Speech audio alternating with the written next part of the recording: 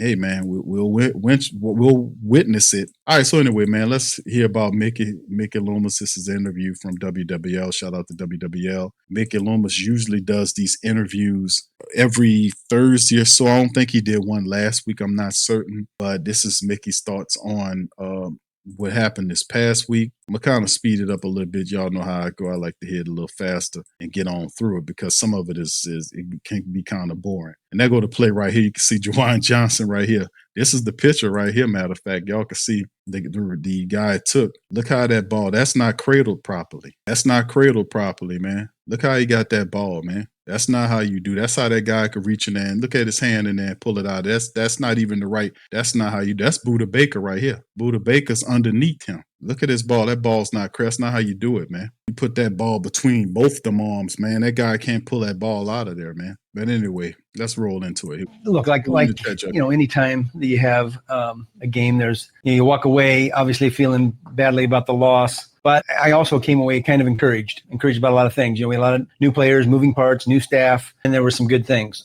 I thought we moved the ball pretty well. I thought we played really good defense, particularly in the second half. We had a couple of explosive plays that got away from us in the first half, led to points for them. We had some good things that have happened that didn't lead to points for us. We were 1 for 4 in the red zone. And, you have to be able to score touchdowns, preferably at about a 75% clip at least, but you can't be at 25% or 20%. And so. All right. So Mickey's right. You can't be at 25% clip, man. And so let's see how he addresses it, man. Spencer did some really good things. And I thought, that the offensive line with a lot of moving parts there, new parts, did some good things. And yet there was just, the one or two plays that would have made the difference in terms of the outcome of the game. Yeah, the red zone's a unique stat. You can get away with it sometimes if your defense is keeping them to 25%, but they were 67% in the red zone and 2 for 2 goal to go. So you're right. I mean, that stat can tell a lot. Yeah, it can tell. It does tell a lot each week because you're going to get 10 possessions, and if you can get down at least in the scoring area on 5 or 6 of those, you're going to have a good chance to win. But not if the 5 or 6 are field goals and not touchdowns. And so I think that was kind of the story. If you looked around the league outside of that Buffalo-Baltimore game, the scoring was there was a lot of 10 points, 13 points, 18 points, 17 points. A lot of games like that. And I think that's a product really of the way teams practice and play in the preseason. You're getting less reps and oftentimes at the early part of the season, the offense is behind. It also doesn't surprise me. Yeah, and then the debate, family, about it's a long-standing debate that'll continue to swell as long as it's preseason football, is the fact that should you play your starters in the preseason or not? Now, a lot of this happened when there was a time when coaches used to do that, when they used to play their starters in the season, and then they got ridiculed for that when guys would start getting hurt in the preseason, and it would prevent them from being ready for the regular season. Like these guys would be getting hurt seriously in the preseason for what was termed games that don't count versus not being ready for the ones that do. So that was something that happened that kind of, I don't know, I won't say scared coaches from doing this type of thing, but there are still some that do practice that, and it makes sense. It's a gamble either way. But that's why a lot of teams look like they do in week 1, in the first 2 or 3 weeks of the season, because they're simply they haven't built up the synergy, the chemistry, that a team needs to have. And most of that happens, like you can begin training camp or even in practice, running and doing it, but it really comes together under the lights. And the preseason games is the closest you can get in terms of a simulation to a real NFL game, a real NFL regular season game, to be more precise. But this is the thing. Week 1 football looks shabby. A lot of teams, you watch a lot of the teams, they just didn't look prepared and ready. It's because of the preparation in the preseason, how they handle it. And that debate's going to swell on, man, for a while. How you do it. Like the Saints did some stuff. And then on top of that, remember I played that clip from James Hurst. James Hurst mentioned that the reason why, he believed that the Saints offense didn't have the synergy and chemistry that we thought they should have is because of the fact that the Saints took a long time to decide on who the quarterback was going to be. And he believed that, by doing that, it slowed everything down, because if the head coach was more decisive and who the quarterback was going to be, then you could have then taken that quarterback and put him in with the offense and then allowed them to back battle, went down to the last preseason game as opposed to because of the closeness of it. But in the end, he believed that was a part of the reason why things was a bit disjointed, because you were splitting reps between quarterbacks here, that, and the third. And, this guy playing with the first team, then this guy playing with the first team. And it is just, it kind of threw things off. But that's his thought process. But we'll see, man. We'll see how it all goes, because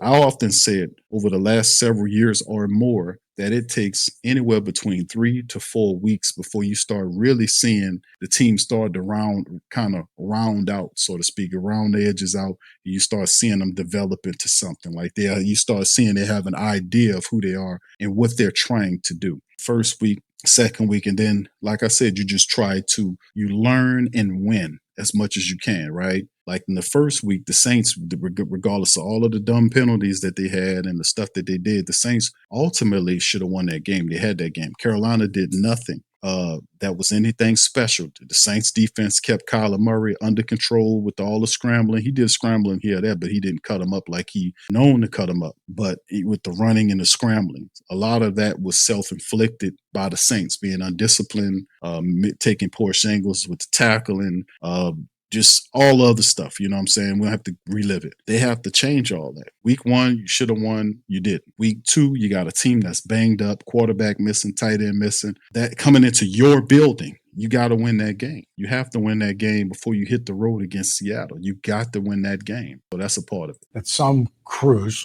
and I'm not going to ask you to talk about the officiating, but called it tight, like beginning of the season. Hey, we're going to call this tight. But that is an area, certainly 13 and 89. It's that from any team has to get cleaned up. Yeah, absolutely. We've got, listen, a lot of those were self-inflicted pre-snap penalties, and that's all on us. We have to get that corrected, and we will. Spencer, you talked about 27 to 46, 214, only the one sack, no picks, very efficient. I noticed they cut that. Mickey was about to go into it, and WWL cut that segment off, and he went to the next question. I wonder what he was really going to say, because he got into it, and then they cut it. The pre-snap penalties and all this kind of stuff. He didn't make no excuses for that. He said they're going to get it together, and they will. We're going to see in the next game. I think they will too, man. It's hard to look bad, worse than that. Smart with the football, ran the offense and ran an up-tempo offense almost the whole game. That was impressive. I would assume you're not wanting him throwing it 46 times in a game every week. No, that's not an assumption. That's a fact. Okay.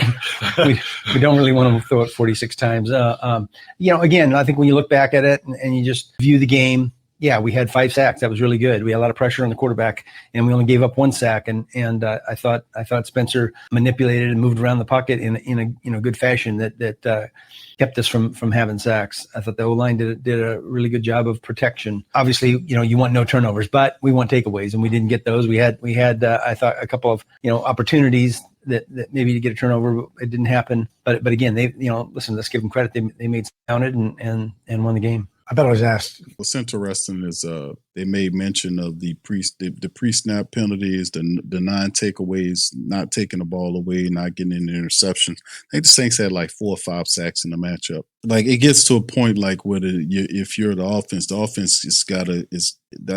got to put touchdowns on the board. If fans are butts about it, they got to put touchdowns on the board, and that's the key to getting it done. I think the defense did enough in the first game where we should have put another touchdown on the board. It shouldn't have been as close as what it was. But then ultimately, like I said, it's still a learning process, a growth process, and all it's life in NFL is about adjusting. It's about adjustments. And do the Saints have the ability to adjust? Kellen Moore talked about it. A little washing of the offensive line did a good job, such and such. Spencer Rattler scrambled out of there and avoided at least what I remember seeing on tape, at least 2 or 3 times he could have been sacked, right? His legs got him out of harm's way. It was a guy who reached around Cesar Ruiz and grabbed on his jersey, and he was able to break away and run away. So it was his legs got him out of trouble, got him out of sacks. But it was a couple of plays, more than a couple of plays, where I seen Cesar Ruiz open the door. Guys come running in there, and the quarterback had to either make a quick throw or throw the ball away or scramble for his life. So like I said, man, another week, these guys have to get better, man. It's no way of looking around that tape. They got to improve, man, for real, man. Here we go. Has he lost a step? Has he lost a step? And I kept saying, no, man. If you saw practice in Metairie, for answers no. If you saw California, no. If you saw anything, I mean, and I guess to me, he was never this elusive burner from the 40, right? But it was just, he's got this way of zigging when you zag and that tiptoeing down the sideline. I mean, he looks as strong and as fast and as smart as he did, 4 years ago. Yeah, I would agree with that. I think, his superpower is balance, and he runs really hard. He's just a really, really smart player. To his credit, he pays close attention to his body, his physical condition. He has an off-season program that he does, an individualized off-season program that he does that I don't think many guys could keep up with. That's a credit to him, and obviously we need him to be at his best, and I think that he is. His touchdown was the 1,000th in Caesars Superdome as we celebrate our 50th anniversary. I don't know who found that stat. Amazing in and of itself from the line of scrimmage up. Regular season and postseason. A lot of guys played a role in that, but it's kind of cool that Alvin is the guy that did it. Yeah, and it's really a cool stat, and it speaks to a lot of things. Obviously, the players and the coaches that have designed those plays and executed those plays to score touchdowns, but it's also a product of a lot of great work by a lot of people in this state and with the team who have kept the Superdome relevant. And it's a fabulous stadium. It's still a fabulous stadium. It's been kept up to date with the renovations that have been done over the years. And it's real credit when you look around and you see places that have gone through 3 stadiums. That's not very efficient. It's not in my mind, that's well, let me give the credit to my predecessors and the owners and of the team and the state and local officials who have kept the Superdome relevant and done really right by the taxpayers of Louisiana. I want to go backwards a little bit. Training camp in Metairie started here, then Irvine, then the 2 home games, the pop-up practice, joint practice with the Rams, invaluable. Felt like training camp, couldn't have gone much better. Now, we only had one 10-minute here we go. Rain in Metairie, and we didn't have any lightning. We didn't get forced inside. I mean, somebody told Kellen that this is not how it always is, right? But things went, there's always some injuries, but nothing like last year. Yeah, well, a couple things there. I agree. Kellen didn't get the real August of Louisiana, late July, August of Louisiana. That was really good. We didn't have to adjourn practice and go inside, not a single time. The goal was going to California was A, to get out of the heat, and B, to get a couple practices in. Originally the Chargers, and ended up being the Rams. That's really good work for us, especially when you've got a lot of new young players and new players to the team. That was really good for us. Look, I think our injury rate has been down, and that's a credit to Ted Rath and the strength and conditioning coaches, our trainers. They've ramped up our sports performance and analytics in order to try to get a handle on the injuries that we've had over the last few years. A lot of it is a product of dehydration and the heat and the circumstances that we have to deal with here. But we've got to adjust to that because that's not going to go away in the future. And we do need to conduct a good portion of our training camp here in New Orleans. So yeah, it was pretty good from that respect. Roster moves. Getting Tom Rath here was a part of the injury situation where he talked about getting guys in football shape. When guys play football, it's different than them running track. So you don't train them the same way. It was a very interesting interview when you listen to Tom Rath talk about it. He called it spurt ability, and when athletes fire off the line and then they stop. He talked about training them to prepare their body for that type of physicality, and it was a very interesting process of thinking from Tom Rath. And I don't know if they added any other talent around here, but that's been a very talking point. That's been a very strong talking point about how good is the Saints health staff. Right now, the team started the season actually we were pretty healthy. We had a couple of guys here or there, but the team started the regular season pretty much healthy. All of the top talent is there. We know Penning is missing with a turf toe issue.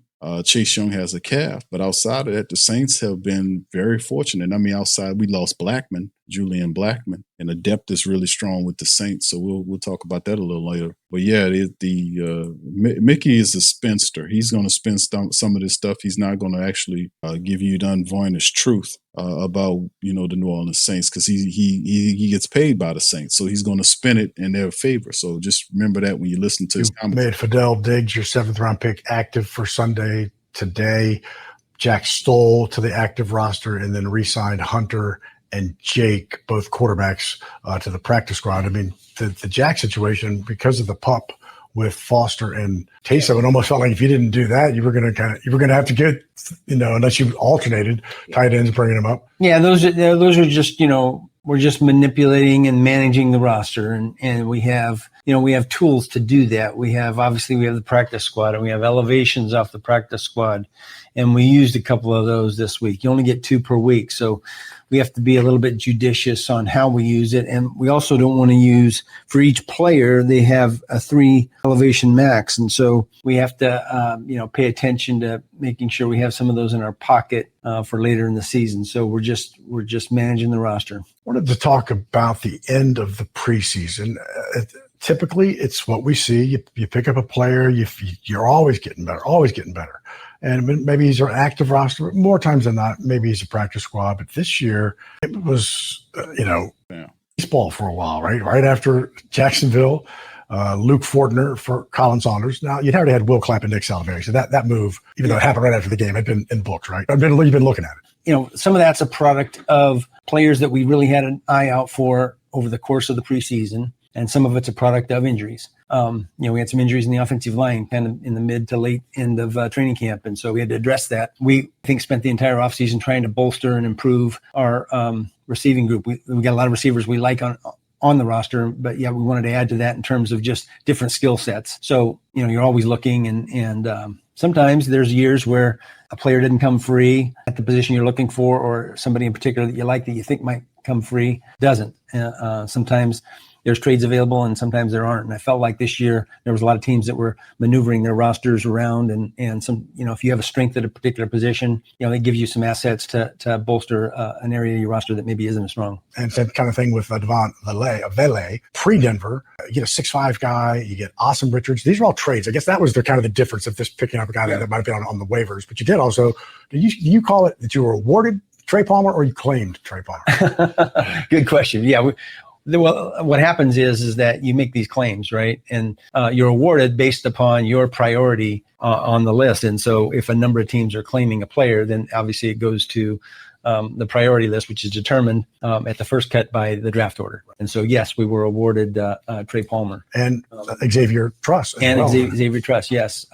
Devon was an interesting deal for us because we had kind of had our eye on him from the very beginning. Months ago, we talked about players that might be available. We knew he was never getting cut. He was a really good player for Denver, but they had a lot of receivers that they liked, and a number of guys that had the size and skill set that Devon has. So obviously, we have a relationship with the Denver people. Yeah, but it's always felt like the other way around. You know what I mean? Yeah, sometimes that's worked that way, but in this case, we talked to him a lot about Devon, and I know that he didn't really want to trade him, but when you have an abundance at a position, sometimes you kind of forces your hand if you get the right offer. Yeah, and Sean Payton made sure he got the right offer for Mickey Loomis, right? Made him give up the extra picks. That's why I was very interested to see where the Saints placed the value on them giving up those that extra pick. They gave up 2 picks for the guy. The guy needed to be in the top 3 receivers. Even if you got him late, you got to get him out there because his size, nobody else has that in the receiving corps. Saints didn't do anything else outside of going and find any other receivers. Even on the practice squad, if you look at other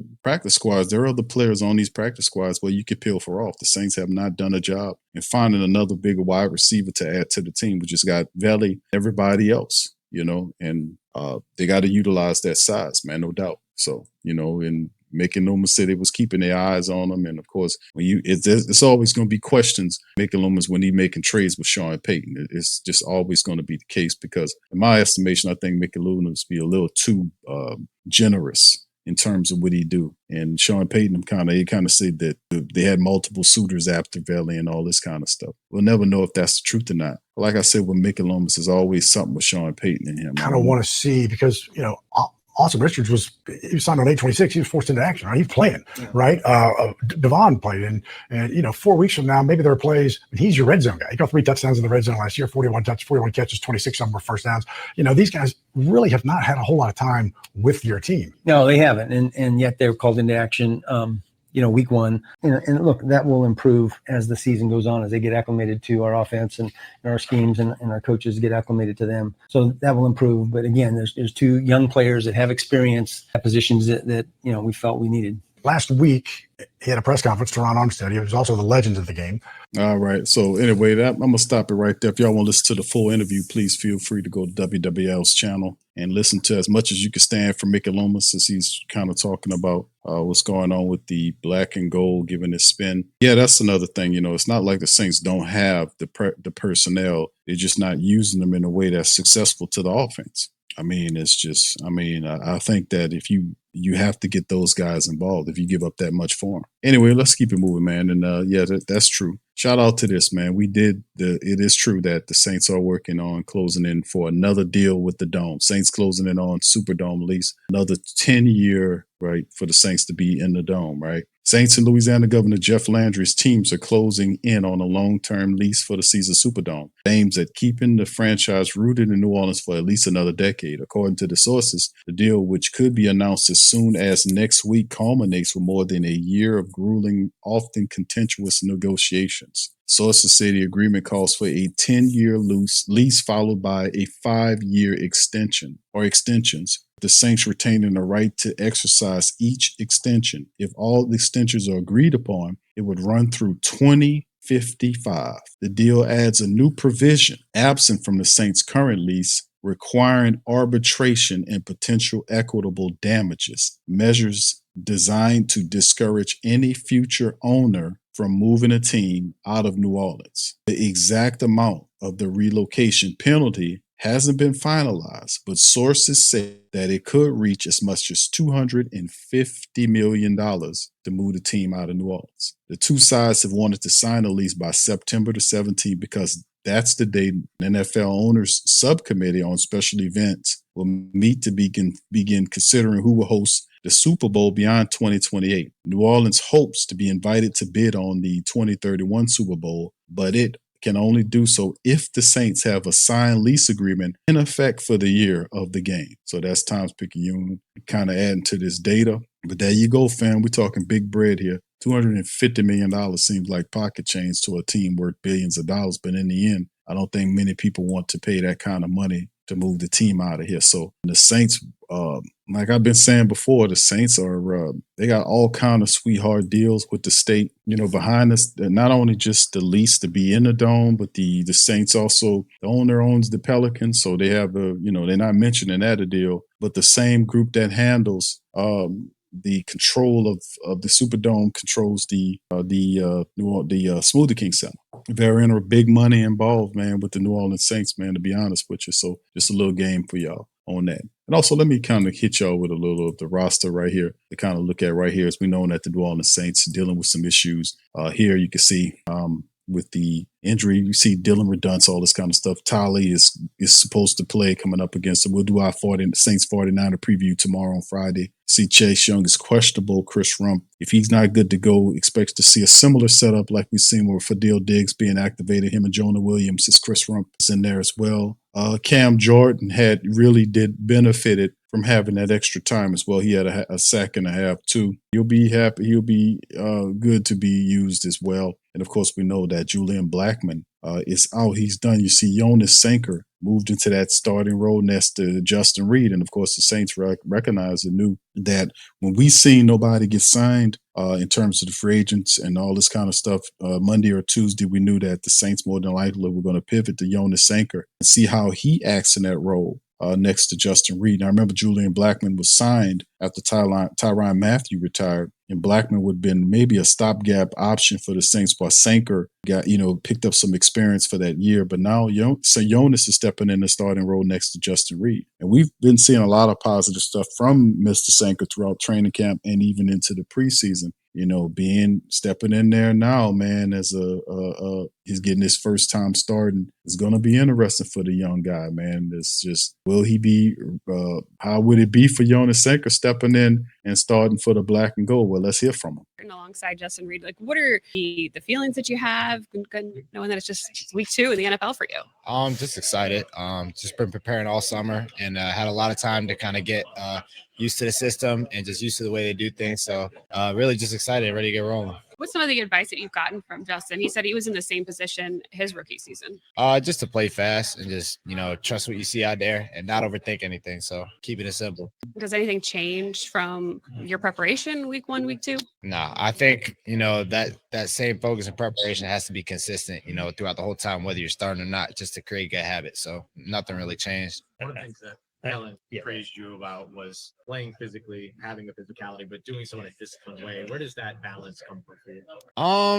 I think just, that's just a mentality. I don't know really where it comes from. I think that's just, a lifestyle. And I think, I've had that approach, my whole life. And just, really when I tackle any problem, just to do it head on and full force. So yeah, that's really. All right. Jonas Sanker, man, say you ready for positive stuff to happen, man, for the black and gold, man. He'll be taking the field for the Saints, man, and that's that safety spot. I'm pretty sure the black and gold will elevate another player when the time comes to kind of move in that spot. We know the Saints do have a couple of guys, a couple of safeties. I mean, they do have Ugo who could play the safety position if they need him, if he's the backup nickel guy behind Yidam. According to the depth chart, they do have Burgess, Terrell Burgess, who actually was pretty solid in camp. He's also on the practice squad. Burgess is not a rookie or an undrafted. A rookie or first-year player. Burgess has been in the NFL for 5 years. So he could jump in there. If you need to activate him, man, Terrell Burgess could be a guy. We'll see what the Saints do.